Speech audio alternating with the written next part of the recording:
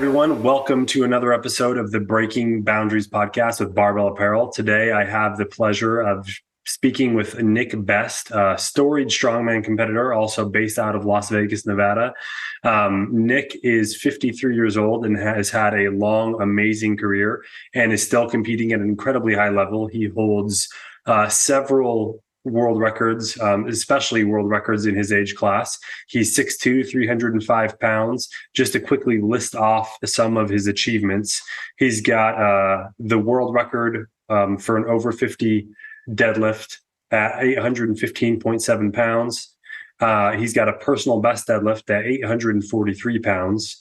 He's got the world record for over 50 squat at 848 pounds, a personal best squat at 870 pounds.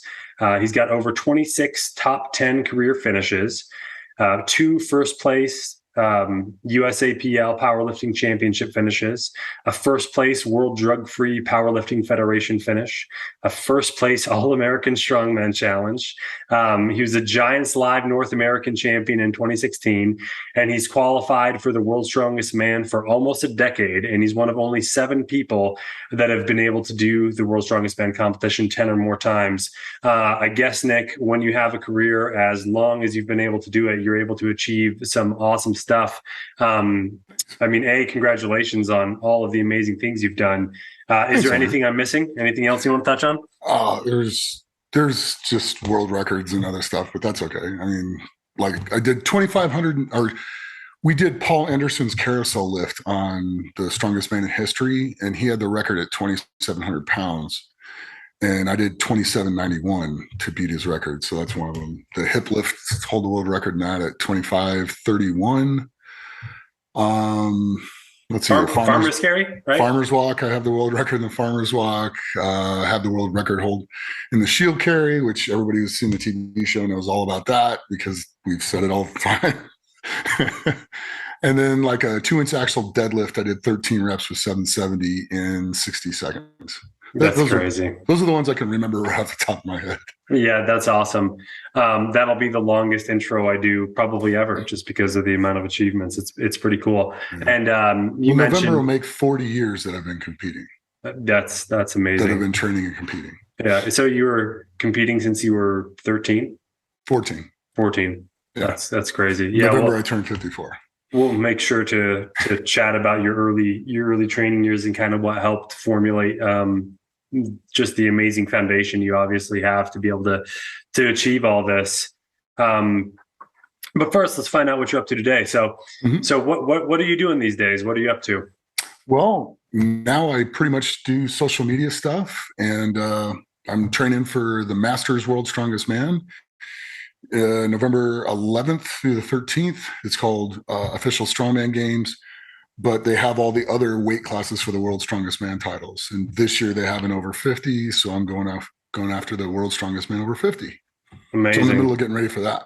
So yeah, and probably a lot of our listeners don't know, but I mean, you achieved most of these things. You did most of your competing.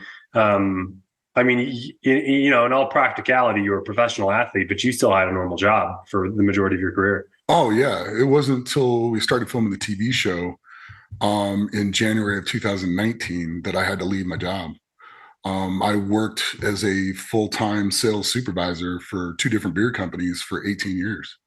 So all through my strongman career, for the most part, I was working 55 hours a week in the beer business.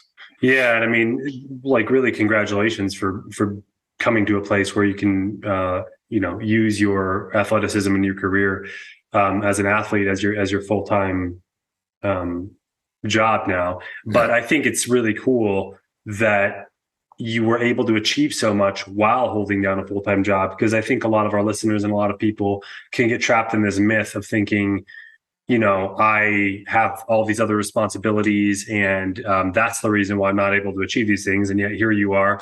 I'm having to rattle off a 5-minute list of personal achievements because your career has been so awesome. And you were doing this while working a normal job, and you have a family. And I mean, I've met you in Las Vegas here and seen you at community functions. And it's not like you're not living a normal life. You do have a full normal life and you're still competing at this high level. So it's really awesome to see that you've been able to do that, especially for such a long time. Thank you. You can do anything you put your mind to. So if you want to do it bad enough, you're going to do it.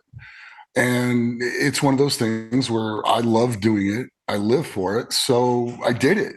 And, I feel very blessed. I did it long enough for social media and a lot of other things to make it possible for me to be able to earn a living that way and just now concentrate on that and lifting instead of working 50 hours a week. But I still work a lot of hours because I'm working for myself. So you're always working when you're working for yourself.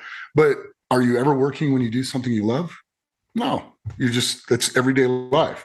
So to me, it's just waking up and do what I do. So it's neat to get paid to be yourself. Yeah, for sure. And I think the other interesting thing is kind of like the longer track to be able to get there, right? To be able to use your social media influence in your career as a full-time means of income is really encouraging to people, to where like maybe it seems like, oh, this isn't coming easy, or maybe it's not going to happen. But it's like you kept after it for almost 2 decades, and it all came together, right? Like the hard work gets you there. Yeah, I mean, people are so used to instant gratification in this day and era or day and age, and it's not about doing it quick. Anything that's going to be good, you're going to have to put work in. People just don't show up out of anywhere. Somebody's put 10, 15, 20 years into hard work before they show up. Yeah, there's freaks that pop up out of things here and there, but for the most part, you got to put the work in to get the benefit from it. There's no easy way in, but you can still get there. It's just you got to work. It's a grind no matter what you do. Be willing to go out there and work with the same enthusiasm as you did the first day you did it every single day is the biggest key to it, and that's what it is. Everybody has their good days and bad days, but you need to go after it like you're just first doing it every single day when you walk out of the house. Yeah, that's great advice. You mentioned that you've been competing for 40 years now, and you're about to be 54. So you started competing when you were 14. Tell us a little bit about your athletic background growing up. Like, when did you start training? How did you get into it? And how did you come to compete at even such a young age?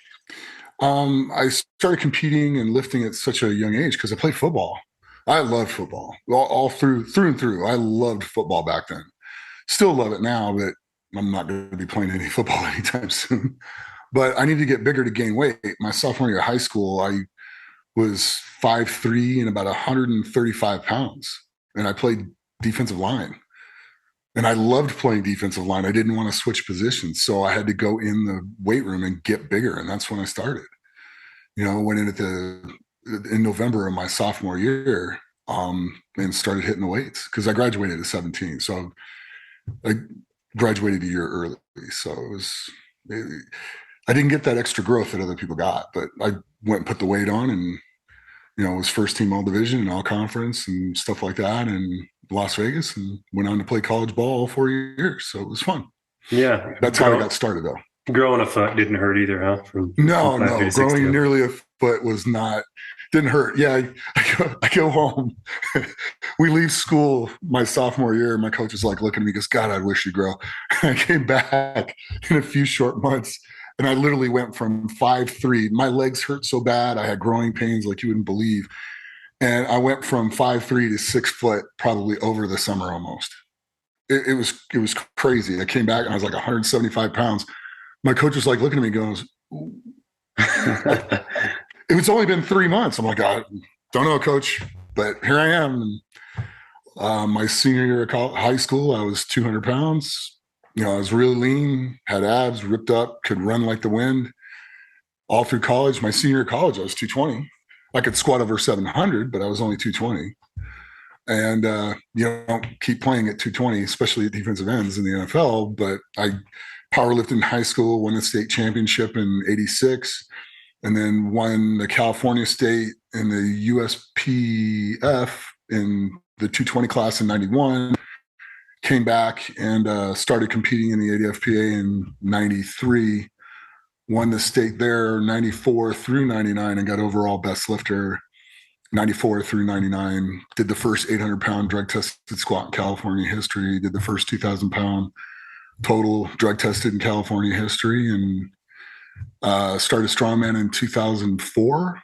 Took my son to a contest at UNLV that Mark Philippi was putting on. And he saw this stuff and was like, Dad, this is really cool. You should do it. And then I saw him get paid. And I was like, you're right. And started competing in strongman in late 2004. That's awesome. And I mean, it's cool that you had such a, lengthy base of lifting achievements and stuff even before you ever started getting into strongman. And I mean, you were doing a lot of this stuff before people were even really paying attention to it. Like you mentioned, it was more primarily a means of training for football. Right. I guess like where along the way of training, using lifting as a means to put on weight, to be stronger, to be more fit for football. When did you realize kind of stand alone, like, hey, I'm pretty good at lifting for lifting's sake. You know what I mean? Yeah. High school, I really kind of started figuring that out. Like my senior year when I came in and I won the state championships, and I'm like, my coach is looking at me going, you're good at this. Keep doing this as well. And I fell in love with it. Like it took maybe 3 weeks and I was hooked. That was it. I was done. So I fell in love with it. So it was something I was going to do every day, or not every day, but in my regular routine constantly, whether I'm competing or not competing. I love the process of training and going in and putting the work in and seeing the results and the benefits that I get from it. I love the process. So if you don't love the process, you're probably not going to make it to a world-class level or stay there very long. You have to really enjoy it. Yeah, that's great insight. And like, I guess, how much of your success or your ability to progress through the lifts and the success that you've had, how much do you think comes down to like raw talent or genetics versus that dedication, that natural affinity for enjoying the process and the hard work you put into it? I know there's genetics there. There is. I mean, my great grandfather, the family business was headstones. So they were out lifting, headstones and putting them up in cemeteries. And I remember him at 95 putting one walnut in his hand and cracking it. A single walnut, not two, one, and being able to squeeze it so hard to crack it when he was 95. Because he used to use a 3-pound sledge and a chisel and chisel out the engravings on the headstones, on the gravestones. So I know I get a lot of strength through genetics, but I've always been an overachiever, and I've also been very stubborn. And people tell me I can't do something, and it's just like, well, okay, guess what? Well, I love doing this, and I'm going to keep doing this. So I'm going to prove you wrong, and kind of have. So I think the genetic wise, it's probably 60 to 70% of it. And then the rest of it's just flat out determination. I think people can get very, very, very, very far even with bad genetics. There's going to come a point where genetics is maybe world class. You might not ever get to that level, but you'll still be better than probably 95% of the population walking around. Yeah, for sure. Yeah, that's old school strongman right there, the headstone business, right? Yeah. Oh boy. It was neat going out there because I remember going out there as a kid a couple times and getting to look at the beauty of all the work that they do, and then how it's done and how they lay the rubber over the headstone, and then they cut out the stuff on the rubber and then steel it to where it's engraved, or they actually use the 3-pound sledge and the chisel and do it. Now it's all air hammers and stuff like that, but the skill that they had was pretty amazing back then. Yeah, and I think that little anecdote about your grandfather cracking the walnut with a single hand, that's that like old man strength or that kind of stuff. There was another story I can't quite recall. You may know it better. It's okay if you don't, but it was like one of those like single, like the big thick dumbbell they do at the strongman competition. Yeah. And the story was like no one could lift it, and then some guy out of the crowd just came and cranked it up, and he had been like a pipe fitter for 30 years, something like that, right? And it's like that strength people develop with that just kind of like repetitive daily habit of something that they're just doing over and over. I think like a lot of people kind of underattribute it. Like even someone like you who's been lifting regularly since you were in early high school. it kind of just, it has a way of like building and building and building. And like you build just this massive foundation that allows you to do things like be a world level competitor or have a career well into your 50s or things like that. And I have this conversation with a lot of athletes on like genetics versus dedication versus whatever. And it's like one of the common things that you'll see is even the most genetically gifted people, the majority of them are starting their training pretty young. And so when you're seeing these phenomenal results, it is genetics and it is hard work, but it's also just a matter of time in the game, right? Like they've had these decades to build all of this foundation. And I mean, that's something like, I'd guess part of the reason you're able to compete still at such a high level is that you've just been doing it for so long. Like your body is just, it doesn't know what else to do, right? Slow, methodical gains over time will get you there and then keep you there until you decide you're not having fun anymore. Plain and simple. If you get there really fast, and there's ways to get there fast, they're not smart, but there's ways to get there fast. If you use those avenues, you're going to come up, you're going to spike, and then you're going to start breaking. And that's where you see guys come in and out of the sport. They're there for 5 years and then they're gone and you don't see them anymore. It's the slow, methodical process over time wins the race every time. Yeah, for sure. I mean, and because you're not only building the skill and the strength and the mindset, but you're also giving your body to build some of those things that are slower to come, right? Like bone density and tendon strength. And well, it's the tendon and ligament strength that's the biggest deal. And you don't see a lot of literature. You don't see a lot of anything. I mean, how long does it take a muscle to recover from a workout? 2 to 3 days from a strenuous workout. Where is it written down how long it takes tendons and ligaments to heal from a workout? Nowhere. Nobody's done like research on it, or if they do research on it, they have no idea what it is. You can't, I've looked, there's places you can go, but that's the most important part, because if you tear your tendons off the bone, you're always injured. The muscle will get stronger faster than the connective tissue, always does. But you shouldn't work out till everything's fully healed. And that includes your connective tissue. And that takes an extra 2 or 3 days to get back to healed before you train again. And that's the biggest mistake everybody makes in training, is they want to go now. Every time they're just about healed, they want to go and they want to go. It's like, no, take an extra day, take an extra 2 days. If you're working out on a 7-day cycle, where it's every body part once a week and you split it up over 4 days, you're going to train really hard. You're going to get really strong. It's going to be slow and methodical, and you're almost never going to get hurt as long as you live with some common sense. If you're trying to do each body part twice a week, there's going to come a point where you start to break. And it's just how it is. And because you're not allowing things to heal all the way before you train again. And that's the most important part, is the moment you get injured, you just set yourself back anywhere between 2 and 8 weeks every time you get injured. Yeah. And or even longer, right? Or yeah, like tearing my lat off. That set me back probably, at least a year all the way. I mean, I was able to train and get back to things, but to get back to the level I was comfortable with and where I need to be at, it took a good year to get back to that, or 50 weeks anyway. Yeah, no, it's interesting you bring up tendons, and I'm sure, my listeners will eventually get sick of me talking about rock climbing, because that's what I like to do for fun now. But rock climbers are probably some of the nerdiest people you'll ever listen to about tendons, because that's all they really care about is the tendon strength in your fingers and your forearms. And so they probably do more research than anybody else on like how tendons recover. Right. And yeah, it's really the limiting factor in training that sport, is allowing the tendons to recover. And I've had serious tendon injuries in some of my fingers where like they've basically completely ruptured, and learned a lot from that. But I had but that takes you how many months to heal from? That was like a 16-week recovery with very aggressive, working closely with a PT to help me manage it. And it was like, when you rupture a tendon like that, like in a finger, it's so isolated, you can really feel what happens. And it's like, I couldn't hold like a pencil with the finger. You can't do anything. It just can't function, because the tendons that move the bones just aren't, it just doesn't work. It's really a trip. It's And telling you no, thank you. yeah, for sure. And then the issue is because they get such a poor blood flow to them, and there's not really like the healing process is like you just have to give it a lot of care and basically like force inflammation into the body part to get blood flowing in there and to heal it.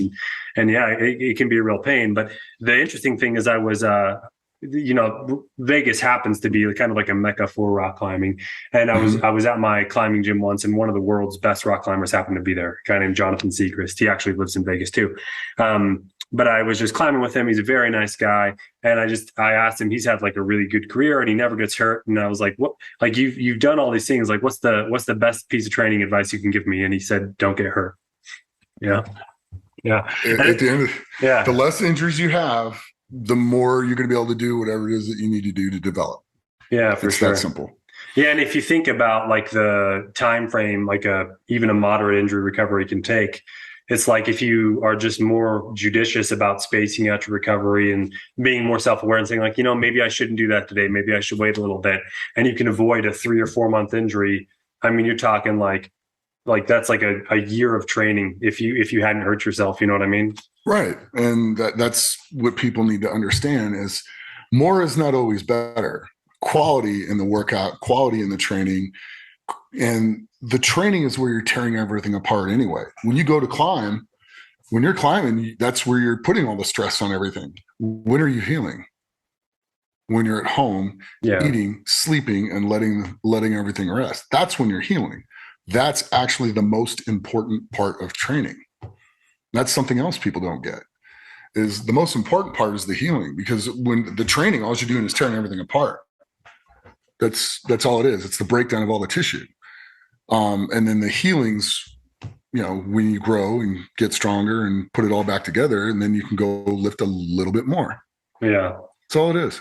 Yeah. And if I were anyone listening to this, I would take advice from the guy that's been able to put his body under extreme loads for the past 4 decades. Tell us, so you mentioned, briefly training a body part versus once a week versus twice a week.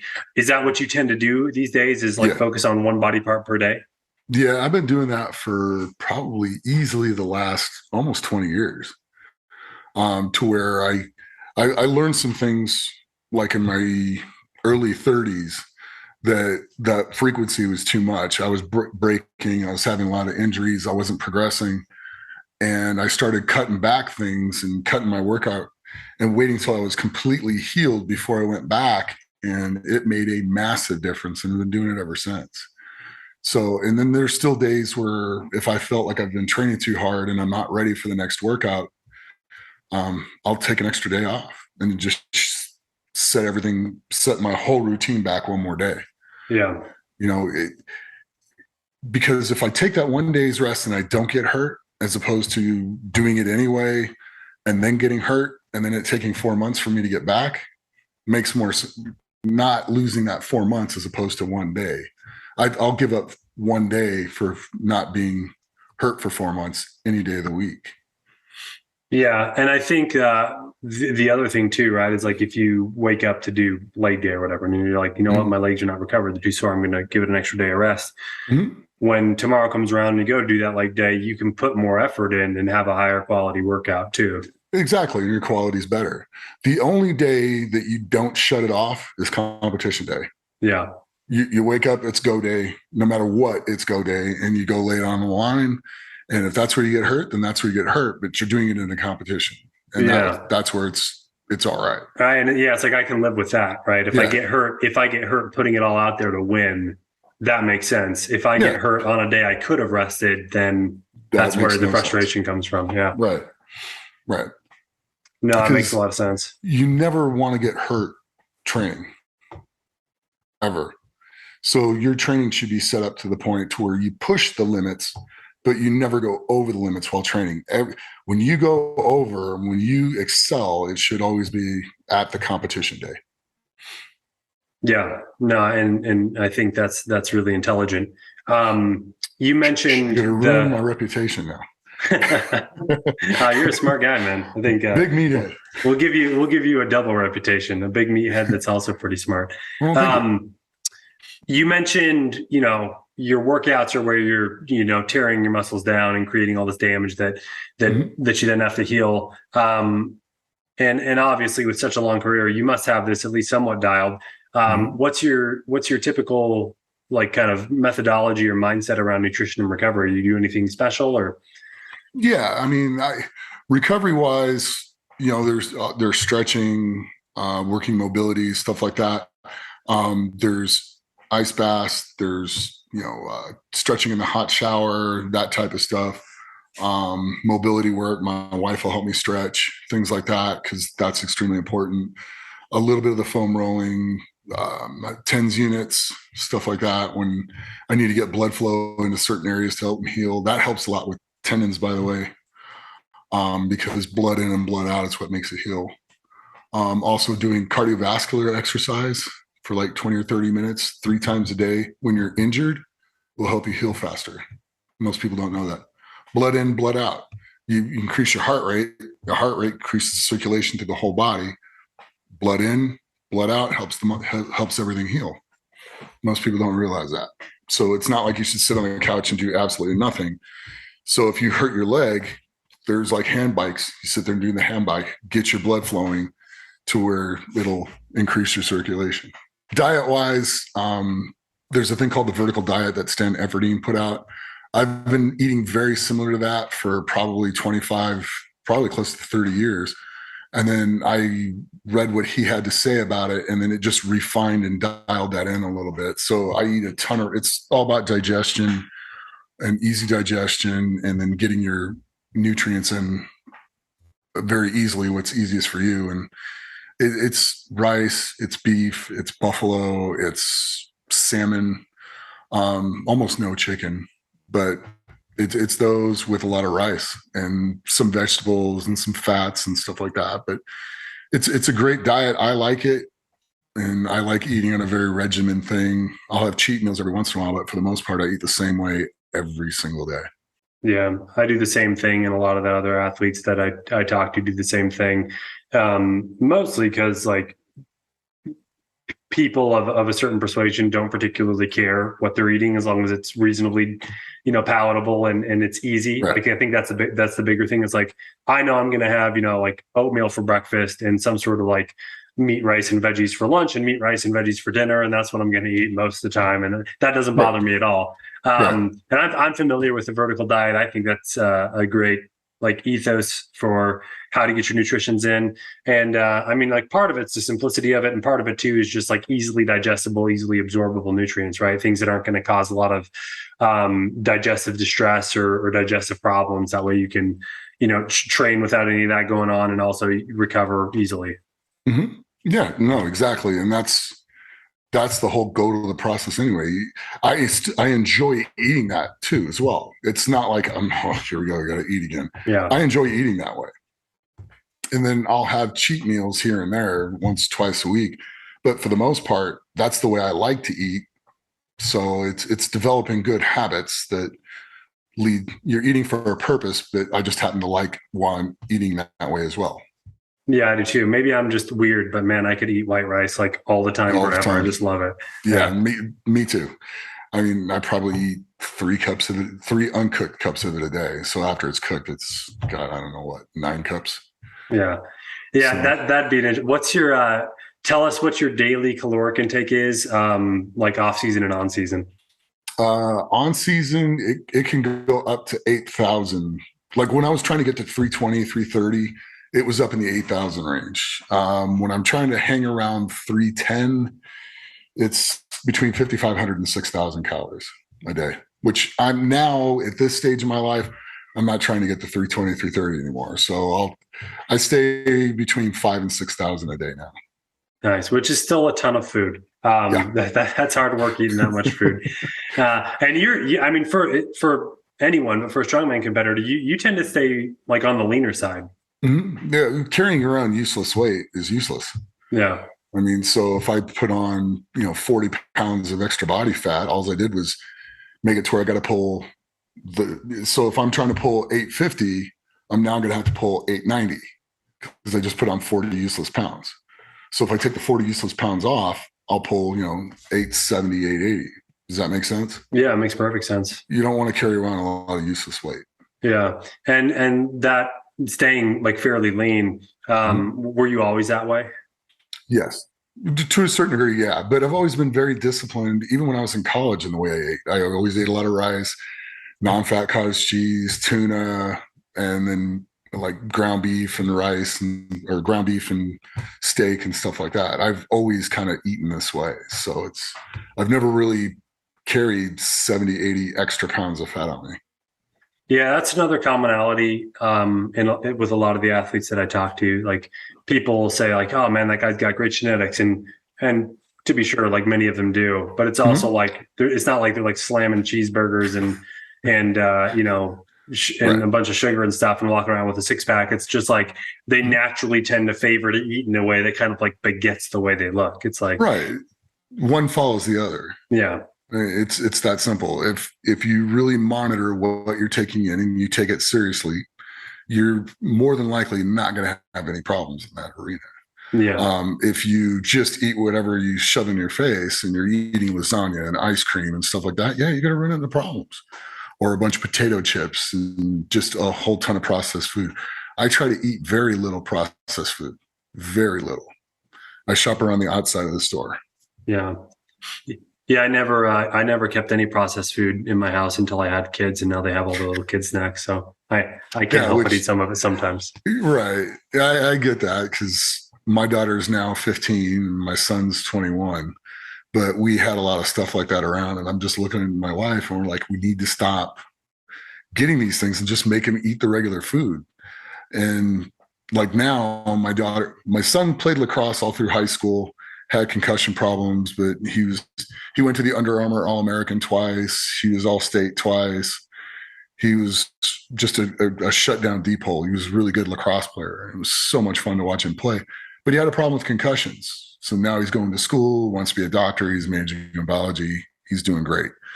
My daughter is now playing lacrosse, and she started for the high school travel team in 8th grade. So yeah, especially as much as girls grow between their, 8th grade and their senior year, there's a massive size disparity. And she was good enough to start at 8th grade. She's going into her sophomore year. She's now starting to quit the processed foods and all the little snacks and stuff like that. Now she's starting to get it. And she keeps improving and improving and improving. So she's got 3 more years. And the JV team that she was on did not lose a game last year. And the varsity team she was on, it was the same team. She got to play for both. They didn't lose a game in the regular season. They lost like the round before the state championships in a tough game. But they were pretty good. Yeah. So she's got 3 more years with these guys. Yeah. And like, what a interesting, like, testament to the fact that, like, they, obviously have a natural athletic ability based on their genetic background, but also a resource like you to help kind of like guide them through developing as an athlete. How involved are you typically with their like athletic development, their training, stuff like that? When they were younger, pretty involved. As I've gotten older, I step away because I'm dad. Dad's making me do it. If I make him do it, they don't really want to do it. If I go talk to the person that's telling them to do it and tell them what to say, makes a big difference. So you have to do it kind of indirectly. But I mean, we're always there. We support them. We make sure they do things. And team sports carry a lot of good things just besides playing the sport as well. You get a lot of life lessons from it. You learn how to function with people that even though you might not get along with them, you still have to achieve a common goal of winning the game and winning the championship or whatever it is that you're going for. And you might do it with people you don't like. Well, that's a great skill to learn when you're younger, so that when you get a job and you go to work, you don't necessarily like everybody you work with or work for, and you still have to be able to function with them. So it's a good life lesson to teach them how to learn how to communicate and deal with people that they might not necessarily like, but they have to work with to achieve a common goal. Yeah, no, that is a great thing to learn. And, depending on what you're doing, it's not everyone's going to like everybody. Some people just are different. But if you can maintain a level of respect for people, I think that's what's necessary in work or athletics.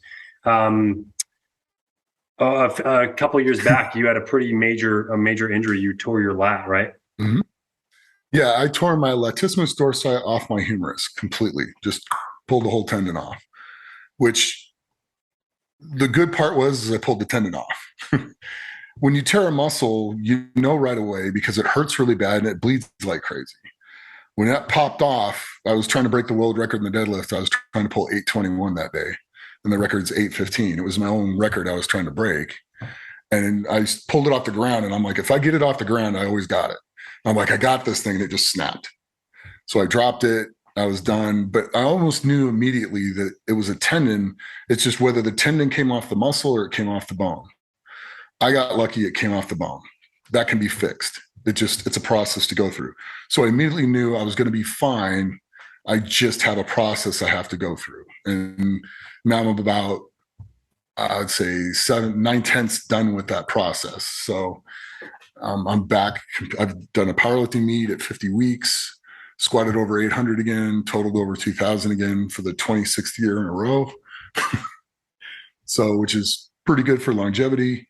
And then I came back. I did a strongman contest. I got third overall out of 18 guys that was in it. So I did really well.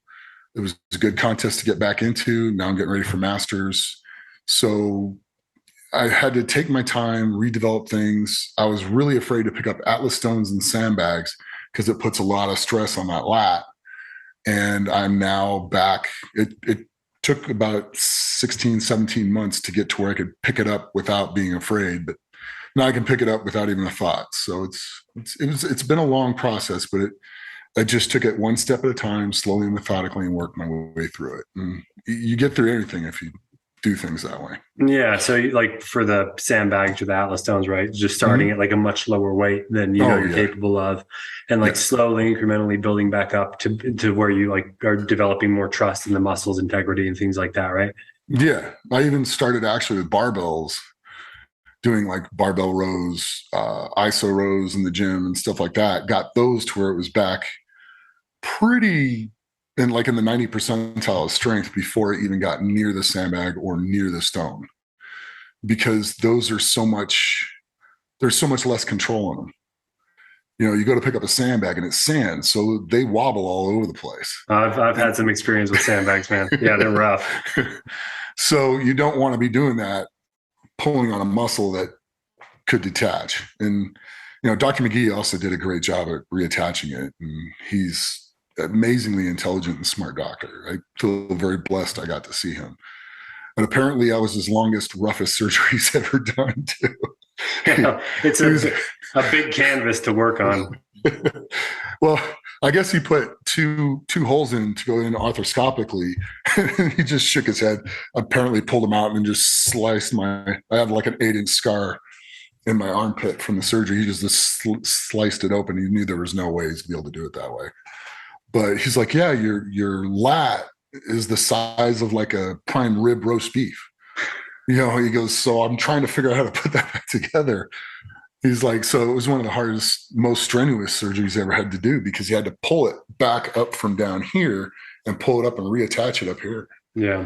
And then he had to pound in a couple anchors. They used an extra tendon, from a cadaver to add to it. So he put it in there pretty darn good. He goes, once this heals all the way, you should be fine. He goes, but take it methodically and slowly. I was like, okay. So yeah, what a good doctor to be encouraging you that you're going to bounce back to normal and things like that, and not putting like limits on you. I think that's really cool. And I think the other interesting thing is like, I talk to people on the other side of the spectrum, people that aren't like elite athletes, even people in their late 30s that are like, well, I can't do what I used to do. I'm getting older. I'm like, man, you got to talk to Nick Best. Look what this guy's doing. To have like, what most people consider a fairly catastrophic injury, and bounce back from it and be positive the whole time, and have the foresight to be like, yeah, this is going to be a year and a half, maybe 2-year recovery, but I'll get there. And then here we are on the tail end of that recovery, and you're basically back to 100%. Yeah.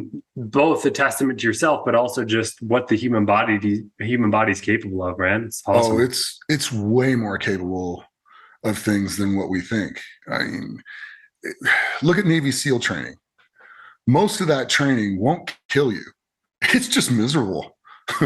They get the guys out there, they get them sleep deprived, they got them in the surf, it's the middle of the night, and they're doing sit-ups in the water with a log as a group. It's just learning how to function well while being uncomfortable. And people don't understand how uncomfortable they can actually be and still function at a great level.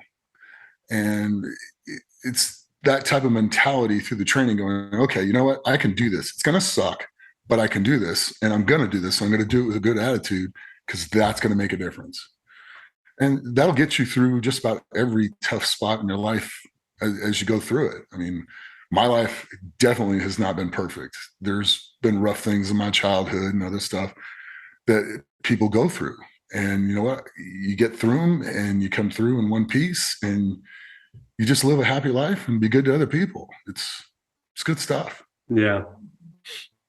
Yeah, for sure. No, and I think the other component of that injury recovery is also having the patience and the humility to step back and say, like, I used to be able to do this, whatever, deadlift 800 pounds. It's like, I know I can do that, and I know I can get back to it and probably even do better than it. Yep. But to get there, I'm going to have to dial things way back and maybe do some lifting that's even like probably boring for you, right? You're like, this is. Yeah. Yeah, I did. I went out, and to get my heart rate up, I was dragging a tire 3 days after surgery. Yeah. But it was doing things to get my heart rate up, things to stay busy, stay moving, stay mobile, and get my head right at the same time. So was it what I wanted to do? No. But was it going to get me to a place where I could do what I love to do again? Absolutely. So it was worth it. Yeah. Yeah, it's interesting. Like it seems silly to compare, right? Like I tore a finger, you tore a lat. Yours is way more significant. Well, I've done the same thing to my finger that you did. I think in 2015 when we were in Malaysia, we were supposed to like do a tire loading medley. Well, they didn't bring the tires with them. They thought they could just outsource them when we were in Malaysia. They couldn't really do that. So they found in like some type of truck place that had solid rubber tires. So imagine a tire about the size of a truck tire, but it's solid rubber. So instead of being like, mid, like up to your belly button in height and be about 220 pounds, it was like a car tire that was 352 pounds. Yeah. So it didn't have an inner tube, right? It was just solid rubber. Solid rubber. Yeah. And so we had to pick these things up off the ground, and I went to pick it up, and my finger slipped, and all that weight caught on my middle finger and popped the tendon in my finger. That's why when you started talking, I was like, what, did it take you about 4 months to recover from that? Yeah. Yeah. Well, and the interesting thing is like, I'm lucky to have a guy I climb with that's a great athlete and also a PT. And so like he had me take 2 weeks of rest after, or maybe it was 1 week rest. I think 1 week of rest after I heard it to let the injury settle and figure out what we were dealing with. And then once he was able to diagnose it, he was like, all right, go hop on a hangboard. You know what I mean? Start hanging on the finger. And he's like, when I'm in good form, like now I'm healthy, I can do, pull-ups on very small things. With my body weight. But in order to heal it, I was grabbing like relatively large holds and taking a bunch of weight off. And he was like, just like do it at a level that provokes maybe like 3 to 4 out of 10 pain, like tolerable pain, but not too much. And then over the course of the next few months, like take 5 pounds off, 5 pounds off, 5 pounds off. And I did that systematically. And what do you know? 3 months later, it was as good as new. But it was boring as hell to do it. Yeah. It was really boring and pretty uncomfortable too. But not so discomforting that I couldn't do it. But it was just, trusting that process and getting to a place where I couldn't hold a coffee cup with a finger to where now it's like, I could probably pull 90 pounds with a single finger and it'd be fine. But being willing to go through that process and say like, it sucks now, but it's going to get better. And being able to push through that, it's crazy how you can bounce back from those injuries, and what you've done with the lat injury. And I'm sure other injuries in your career is a testament to that. Oh yeah. I've had like an inguinal hernia. I've torn both my biceps. But all those were recovery processes. Yeah. Nothing's ever going to completely keep you down. You just got to figure out how to get it healed and what your new normal is after that. Yeah. You can still do everything in life that you want to do. Yeah. You just got to figure out your new normal and go do it. Yeah. Yeah. The human body's ability to adapt is Oh, crazy. it's nuts. It's absolutely insane. All right, man. Well, this has been an awesome conversation. Let me just wrap up with some Sure. like short form questions from Okay. some of our customers and stuff. Okay. Um, you've obviously had such a long career, and you continue to compete at a high level, like well into your 50s, which is an age where probably a lot of people would say like I'm not an athlete anymore, right? Hmm. Do you have any tips on how to achieve that level of longevity? Yeah, basically rest, train, and then take the proper rest. You can still do everything you did when you were younger. You just have to take a longer space in between when you did it. So if it took you 3 days to heal from something when you were younger, it'll take you 4 or 5 now. Just know that going in and map everything that you're doing out that way, and you can still do it. And then train mobility first, and then train as you train your mobility and your range of motion and the motion through the exercise, you will start developing that type of strength again. So one will follow the other. And That's just take your time and do it. Yeah, that's great advice. You started lifting because of football in an era Mm-hmm. where probably access is, well, especially the access to the knowledge people have today doesn't exist, but Right. especially access to things like powerlifting knowledge or strongman knowledge doesn't exist. It's more accessible now. But Mm-hmm. if someone that's listening was interested in pursuing powerlifting or strongman, where would you suggest they get started? Um, get started by kind of watching a lot of the older competitors and the things that they've put out, like Sojourner Saviscus. Look at some of the stuff I put on my page and go follow. We're in a day and era where you don't have to necessarily go find a book. You don't have to go find this. You just follow the people and you can see what they're going through. And then you can type them questions, and most of the guys will answer if they're respectful questions to a certain degree. And that's where you're going to learn from. Go to the gym, find the older guys in the gym that have been doing it a long time, and see what their advice is. And anybody who tries to get you into going from A to Z super fast, probably don't listen to them, because nothing that's built that's going to last is built really fast. Yeah, that's great. You've been training for a long time, and Mm-hmm. obviously, a lot of that ability to train for so long has come from like a genuine passion or enjoyment of all of the things. Yeah. But I'm sure, like any other person, you have days where you're not feeling motivated. Oh boy. What do you do? What do you do when you feel like that? One of two things. I either suck it up and get it done, or I just take the day off. There's one or the other. If I know I have something coming up and I know I have to prepare for something, I'll find a way of sucking it up and getting it done. I'll go, okay, I'm at 80% today, so I'll back everything to 80% and I'll get it done that day. I'll put work in. I won't put work into 100%, but I'll put in the work in and I'm capable of doing that day to avoid injury. If it's a day where I just don't have it and I'm not preparing for anything, I prefer not to get injured. So I'll rest the extra day and then come back and hit it at 100% the next day. It's the easiest way to explain it. Learn, but you have to. The biggest thing you take away from all of it is learn your body, because my body is different from your body, is different from everybody else's body.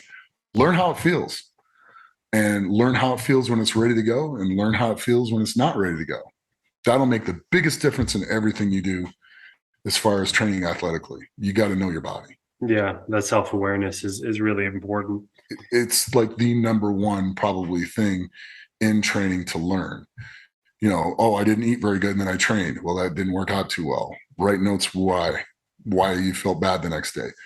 Then come eat really good and then go in and see how you perform. Write down what you ate. And if it worked out great, do that every time before you go train. It's not hard. It's not rocket science, but it's learning how your body works compared to everyone else's.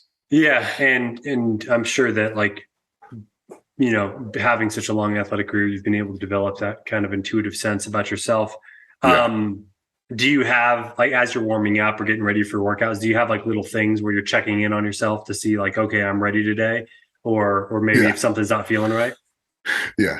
Oh, for sure. Like I'll start warming up and the first couple sets will just feel horrible sometimes. And I'm just like, all right. And then there's kind of like a weight somewhere between, like if I'm squatting, there's a weight somewhere between 300 and 600 as I'm progressing up through that range, where if it'll usually start feeling better at 500, then it'll feel real good at 600. And if it feels good at 600, I'll go 800 pounds or whatever after that. But if I get to 500 and it still feels like horrible, I'll usually just shake my head and take the day off and then come back the next day and kill it. Nice. Yeah. And kind of, I mean, I think like, especially younger athletes, people that don't have that level of experience can struggle with that, right? Like if today's the day I need to push a PR, they're going to do it no matter what. But and they're being trying able to show know, how tough they can be and everything else. You're here doing this, you're lifting stuff that's obnoxiously heavy. You're already tough. Yeah. You don't have to prove that. What you have to do is prove you're smart enough to back off when your body tells you to back off. Yeah. Yeah. And like usually when you're feeling like that, there's like physical realities that are happening inside your body that are causing that. It's not like, it's not necessarily just in your head. And so it's important to listen to them. Like maybe the muscle tissue isn't healed, you know what I mean? Like if you push it too far, things can break. So yeah. It's like right in the rail. Mm-hmm. You're going to turn 54 soon, right? Yeah. In about 5 weeks. Nice. Happy early birthday. Thank you. You obviously are showing no signs of slowing down now, potentially ever. Are you going to do this until you forever? I'm going to do strongman until it's not fun anymore. I'm going to powerlift forever, because there's a different age category and different weight classes. So if I start dropping down to like 275, which when I'm not doing strongman anymore, my first weight drop will be 275. And then about 5 years after that, I'll drop down to 242. And then see how long I can hold that 60s, 70s. And if I need to, I'll drop down to 220. If not, I'll stay at 242. Yeah. Till whenever.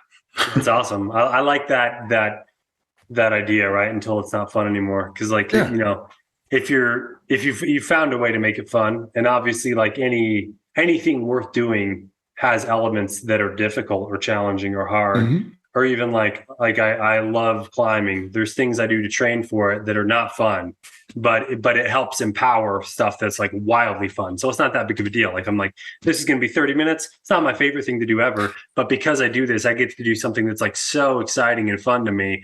And in that, like with that frame of mind, it becomes easy. And it's like, I think that the fact that you found something that you love to do when you were a teenager, and you're going to keep doing it through the rest of your life is just so cool. And the way that kind of like genuine enjoyment of lifting has enabled you to do it for such a long time, everyone can learn a lot from. That's awesome. Yeah, well, thank you. And you know what? You do that anything in your life. If you want to be a computer programmer and that's your thing, then that's how you go after it. I mean, and you surround yourself with people that all your friends are people that will help you move in that direction. Everybody who tries to pull you away from that direction need to be acquaintances. You still know them, you still talk to them, stuff like that, but you don't hang out with them. You don't spend a lot of time with them. Anything that's going to take you away from your goals isn't really trying to help you. So why are you having that as somebody part of your inner circle? Doesn't mean you don't talk to them and you're not friends with them, but they're not in your inner circle. Controlling who's in your inner circle and having them help guide you in the direction that you want to go is how you set yourself up for success, whether it's computer programming, whether it's selling beer, no matter what you're doing, or brewing beer for that matter, no matter what you're doing, the more people that are like you, that are smart, that want to move in the direction that you want to move in, the more success you're going to have. Yeah. Well, and the other element too is like when you're surrounded by people like that, you start to look at things that other people might consider, like strange, or like, man, that guy's like really into that. They just become normal, right? Like getting to bed on time, eating the same thing all the time, taking all this stuff seriously. It's like, if you're in the right circle, man, everyone's doing that. It's just a normal thing to do. Oh, I know. I have no problems going to like a party or something where people are at, or some type of function. Somebody will like, hey, you want a drink? I'm like, no. Yeah. Like, really? I'm like, I have goals. And that takes me away from what I want to do. So I know what it tastes like. I know the work that went into it. I know the nuances and everything about it that makes it taste that way. And I respect it and I actually like it. But at the end of the day, that doesn't get me where I want to be. So you guys go ahead. I can have fun without it. I'm going to sit here and eat and hang out with you guys and talk. But I'm leaving here in an hour and a half because I got to go get to sleep. Yeah. Oh, come on, man. I go, no. I'm going. If you guys don't like it, it's too bad. I'm leaving. Yeah. And if they don't accept that, then they're become acquaintances. Yeah. But a lot of people do, right? A lot of people respect that level of discipline. Exactly. Right. Yeah. Well, I know I've learned a ton, even in our brief conversation. And I followed you for a long time. So thanks. So I always get a lot from the stuff you put out. If our listeners want to learn more or follow you, where should they do that at? Every social media platform, I'm Nick Best Strongman. Awesome. So it's pretty easy to find. So YouTube, Instagram, Facebook, TikTok, all that. Nick Best Strongman. Yeah, and I think like you're obviously pretty regular on Instagram, so I'd suggest people check you out there. Yep. And yeah, we'll definitely have you back on the podcast again in the future. Absolutely. Nick Best, everybody, make sure you follow him at Nick Best Strongman. We'll put that in the show notes. Thank you for the conversation today. It's been a pleasure, and we will chat again with you soon. Thanks for having me.